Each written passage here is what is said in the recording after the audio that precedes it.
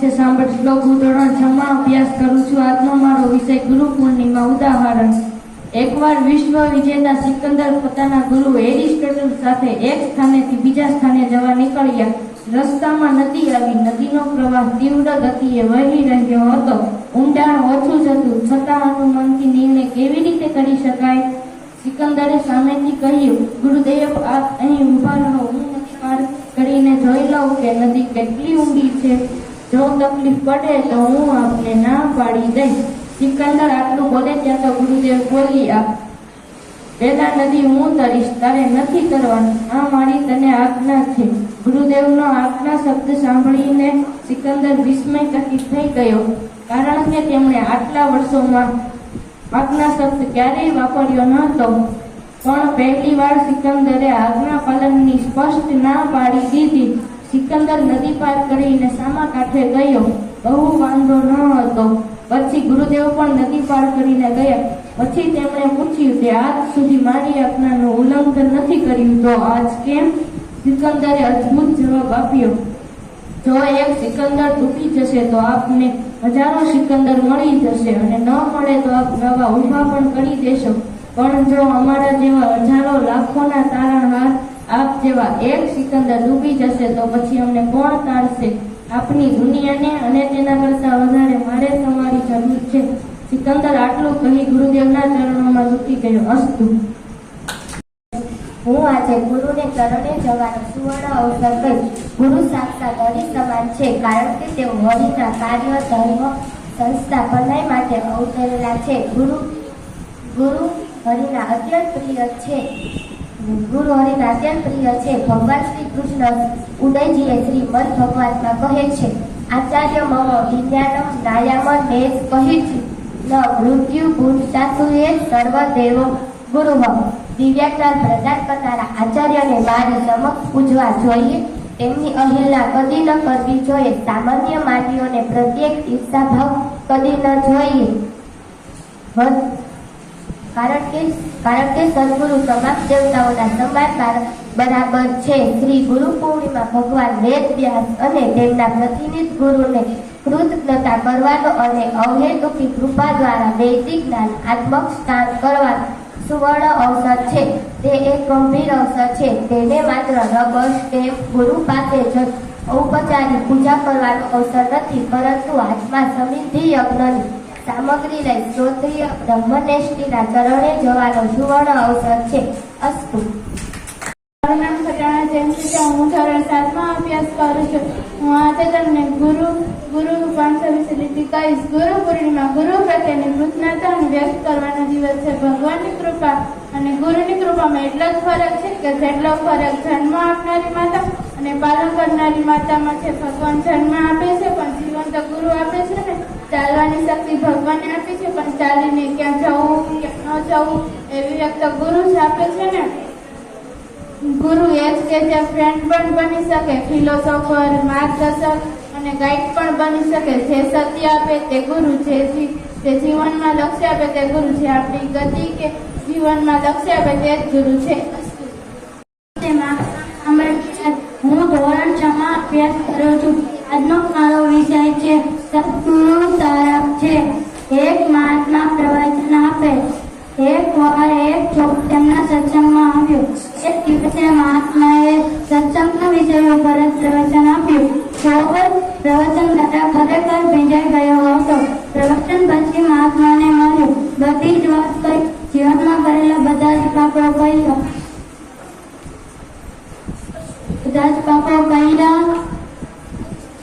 ગુરુ સ્વીકાર કર્યો.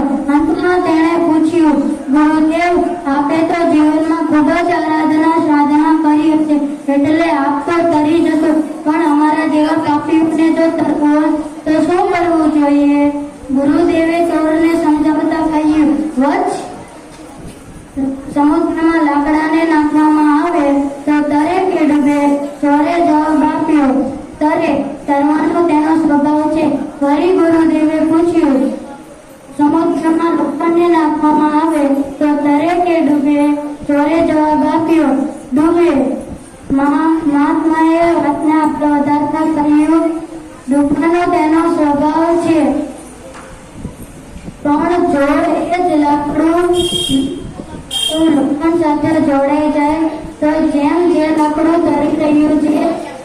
રીતે જેમ જે આપણું શરીર થયું છે તેની સાથે રહેલી ખીલીઓ પણ તરે જ છે ને?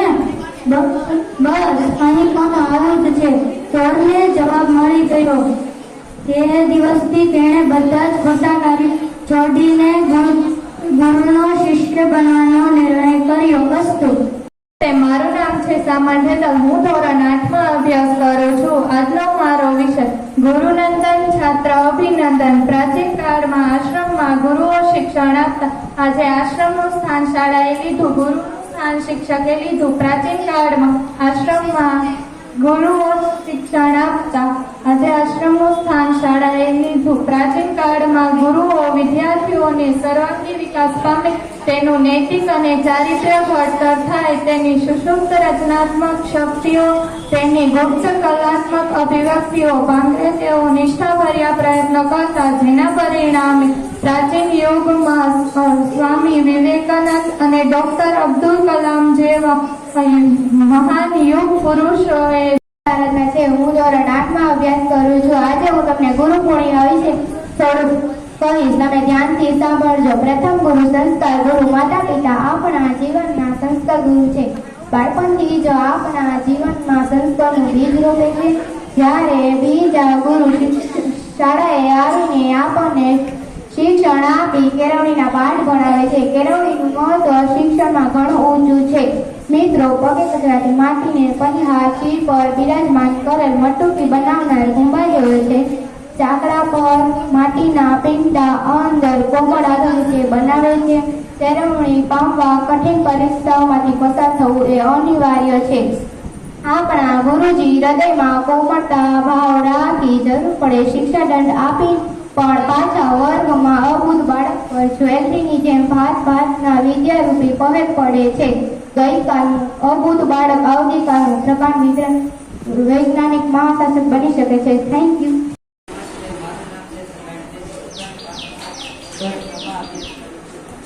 આજે ગુરુ પૂર્ણિમા વિશે હું થોડું કહીશ તો ત્યાંથી સાંભળજો. ગુરુ નંદન કાર્યક્રમમાં આપણને શા માટે સ્વાભાવિક પ્રશ્ન જાગે. ઇતિહાસમાં નજર નાખી ભગવાન શ્રી રામ, શ્રી કૃષ્ણ, અર્જુન, સ્વામી વિવેકાનંદે પોતાનો સર્વશ્રેષ્ઠ ગુરુજી દ્વારા જ પ્રાપ્ત કર્યો હતો. ગુરુ શિષ્ય પરંપરા ભારતીય સંસ્કૃતિ અભિન્ન અંગ છે. અંગ્રેજ ભારતને સંપૂર્ણ ગુલામ રાખવા હોય તો ગુરુ શિષ્ય પરંપરા છોડવી પડશે. તેથી મેકોલે નામના દૂત માણસને મેકોલે શિક્ષણ પદ્ધતિ આવી. આજથી જ શૈક્ષણિક અને સાંસ્કૃતિક આ પદ્ધતિથી બધી દુકાનો ઊભી થઈ છે. સંકળાયેલો આપણો વારસો ચોરી થઈ બ્રિટનમાં કેદ થઈ ગયો. સ્થાપન માટે આપણે આવા કાર્યક્રમો અત્યંત જરૂરી છે.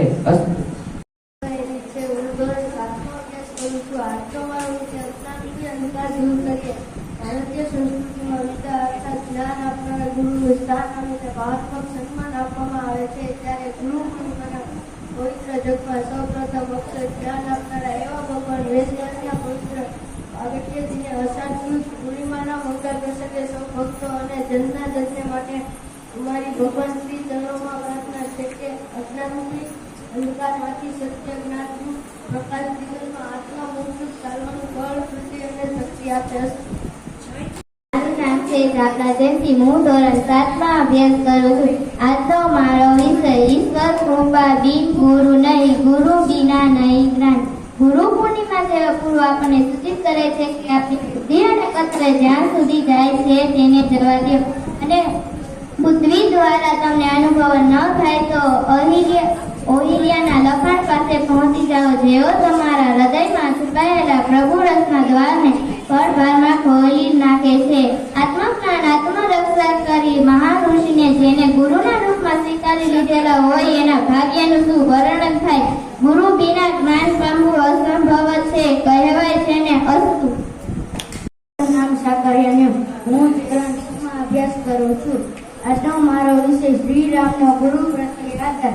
ગુરુનું સ્થાન કોઈ પણ વ્યક્તિના જીવનમાં સૌથી મોટું હોય છે. આજના યુવાન ગુરુની આજ્ઞાનું પાલન નથી કરતા અને વિના માર્ગદર્શન ખોટા માર્ગે ચાલવા લાગે છે. ખોટા માર્ગે ચાલવા લાગે છે. ભગવાન શ્રીરામે હંમેશા પોતાના ગુરુ વશિષ્ઠની આજ્ઞાનું પાલન કર્યું છે. આપણે તેમના ચરિત્રમાંથી ગુરુ ભક્તિ શીખવી જોઈએ. અસ્તુ. સાતમા અભ્યાસ કરું છું. આજનો મારો વિષય ગુરુનું જીવન શિષ્યો માટે હંમેશા પ્રેરણારૂપ રહે છે. આચરણ ધર્મ દ્રઢ કરવા તેવા ગુરુ આચરણ ધર્મને દ્રઢ કરવા માટે જેમના આચરણમાં ધર્મ દ્રઢ હોય તેવા ગુરુ કરવા અનિવાર્ય છે. ઘણા લોકો પૂછે છે કે શું ગુરુ વગર ભગવાનની પ્રાપ્તિ ન જ થાય? સ્કૂલમાં કે કોલેજમાં જઈને શિક્ષણ કે પ્રોફેસર પાસે વિદ્યા ભણીએ છીએ કે તેઓ આત્મિક માર્ગમાં પણ ગુરુ થકી જ્ઞાન પ્રાપ્ત થાય છે. ગુરુનું જીવન શિષ્યો માટે હંમેશા પ્રેરણા રહે છે. આમ ગુરુ તો જીવનમાં જોઈએ. ગુરુ કેવા હોવા જોઈએ તેની વાતો આપણા શાસ્ત્રે ખૂબ જ કરી છે. જેમનું આચરણ શુદ્ધ હોય, તેમને ભગવાન સાક્ષાત હોય તેવા અનુભવી ગુણાતીત ગુરુ આત્માની ઉદોગતિ કરાવી શકે છે. જ્ઞાનની દ્રષ્ટિ ભગવાન કરાવી શકે છે. તુલસીદાસજીને હનુમાનજી સમર્થ ગુરુ મળ્યા તો રામનું મિલન કરાવ્યું. ગુરુરૂપ હરિ વિશે જેટલી પ્રતીત આવે છે તેટલી જ તેને આધ્યાત્મિક થાય છે. આવા ગુરુ વચનમાં વિશ્વાસ રાખી આદેશ મુજબ ચાલુ તે જ સાચું ગુરુ પૂજન છે. આધ્યાત્મિક પ્રગતિનો સાચો માર્ગ તે સાચી ગુરુ પૂર્ણિમા છે. અસ્તુ. આઠમા અભ્યાસ કરું છું. આજે હું તમને ગુરુ પૂર્ણિમા વિશે કહીશ. ત્યાંથી સાંભળજો. ગુરુ વંદન કાર્યમાં શા માટે એવા સ્વાભાવિક પ્રશ્ન જાગે છે? આપણે ઇતિહાસ ઉપર નજર નાખીએ તો ભગવાન શ્રીરામ, શ્રી કૃષ્ણ, અર્જુન, શિવાજી મહારાજ કે સ્વામી વિવેકાનંદે પોતાના જીવનમાં સર્વશ્રેષ્ઠ ગુરુજનોના માર્ગ પ્રાપ્ત કર્યા છે. તેથી સર્વ ગુરુ શિષ્ય એટલે કે ગુરુ શિષ્ય પરંપરા ભારતીયનું અભિન્ન અંગ છે. અંગ્રેજોના શાસનકાળમાં અંગ્રેજોએ જોયું કે ભારતને શ્રવણ ગુલામ રાખવું હશે તો તેની પરંપરાને તોડવી હશે. તેથી એક મોકેલ નામનો દૃષ્ટ માણસની યોજના મોકેલ આવી. આપણા પ્રાચીન કાળથી ચાલી આવતી પરંપરાઓ ધીરે ધીરે ગુપ્ત થવા લાગી છે. આપણા અમૂલ્ય ગુરુ શિષ્યની પરંપરા ધીરે ધીરે પુનઃસ્થાપના થવા લાગી છે. Thank you. હું ધોરણ 7 અભ્યાસ કરું છું. આજનો મારો વિષય ગુરુનું પૂજન એટલે ધ્યેય પૂજન. જીવનમાં સદૈવ સદબુદ્ધિ દ્વારા ભરપૂર રહેવું તે જ ગુરુનું સાચું પૂજન છે. આ ઉજ્જવલ પરંપરામાં ગુરુનું ગુરુત્વ શિષ્યના જીવન ઘડતરમાં અનુમય છે. કેળવણીના હેમંતપતિ ગુરુરાજ શ્રી જીવન સ્વાદ બાબા કહે છે કે જીવનને ઊંડા બનાવવા માટે સત્યની શિક્ષણથી પ્રાપ્ત થાય છે. કેળવાયેલું જીવન એ સાચું માનવ જીવન છે. કેળવાયેલું જીવન એ મનુષ્યને ગૌરવાન્વિત બનાવે છે. ગુરુ પૂર્ણિમાએ મનુષ્ય માત્ર રહેલ ગુરુત્વને આરાધના માટે સાત્વિક અને સમુજ્જવલ અંકજ્ઞાને જાગૃત કરવાની ગુરુ આવી છે. મનુષ્ય માત્રામાં રહેલ ગુરુત્વ નામને જાગતા ગંભીર જ્ઞાને એટલે કે ચતુરાઈના ચાલાક બનને સચેત કરવા માટે ગુરુની અવશ્ય જરૂર પડે છે. સમાજની નિસ્વાર્થ ભાવે સેવા કરી આત્મા ઉન્નતિનો માર્ગ બતાવે એવા આકાશ જેવા નિર્દેશી ગુરુના સત્સંગમાંથી મુમુક્ષુઓ પોતાના જીવનમાં સફળતાપૂર્વક પ્રગતિ કરી શકે છે.